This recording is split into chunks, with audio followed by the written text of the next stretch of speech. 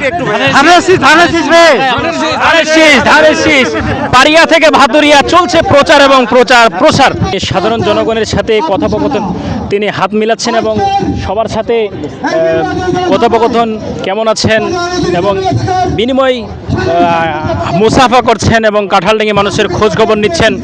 যিনি যেহেতু 12 তারিখে নির্বাচনী ভোট প্রচারণা চালিয়েছেন এলাকা সারা বাংলাদেশে এবং সাধারণ মানুষদের কেমন পরিস্থিতি এই পরিস্থিতি তিনি জানছেন ডক্টর আব্দুল সালাম।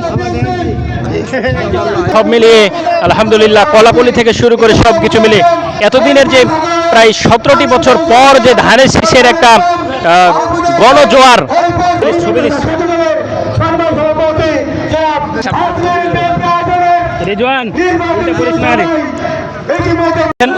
উত্তরের জেলা ঠাকুরগাঁও। এই ঠাকুরগাঁওয়ে আজকে কাঁঠালডাঙ্গি বাজারে আমরা রয়েছি সবাই। তো আলহামদুলিল্লাহ আজকের পরিস্থিতি অনেক ভালো, অনেক সুন্দর এবং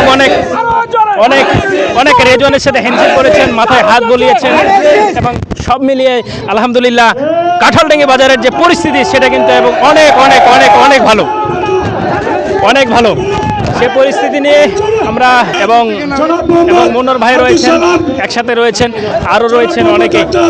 ছবি তুলে